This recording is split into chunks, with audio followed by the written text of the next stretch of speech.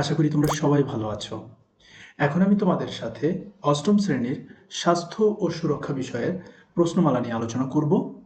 তোমাদের ষান্মাসিক সামষ্টিক মূল্যায়নে কিভাবে প্রশ্ন আসবে একটু দেখে নাও।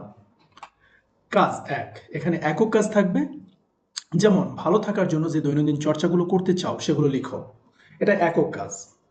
কাজ ২, এটাও একক কাজ, ফিটনেস সংক্রান্ত তথ্য সংগ্রহের প্রশ্নমালা তৈরি করো।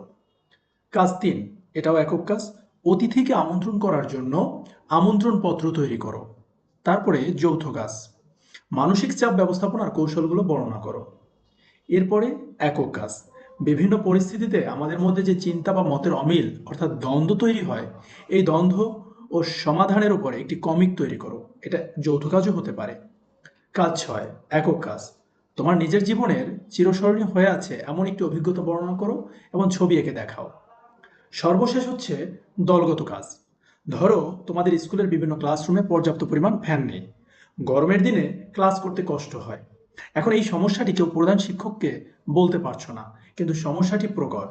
এমতো অবস্থায় তোমরা কিভাবে সুন্দরভাবে সমস্যার কথা ক্লাসে উপস্থাপন করবে তা একটি ভূমিকাভিনয় করো, মানে তা নিয়ে একটা ভূমিকাভিনয় তুমি করে দেখাও। শিক্ষার্থী বন্ধুরা, তোমরা এই অনুযায়ী পরীক্ষার প্রস্তুতি নিয়ে পরীক্ষার হলে যাবে ইনশাআল্লাহ। তোমরা আশা করি তোমাদের সৃজনশীলতা দিয়ে অনেক ভালো কি করতে পারবে, ফলাফল অর্জন করতে পারবে। ভালো থাকবে, সুস্থ থাকবে এবং এই চ্যানেলটি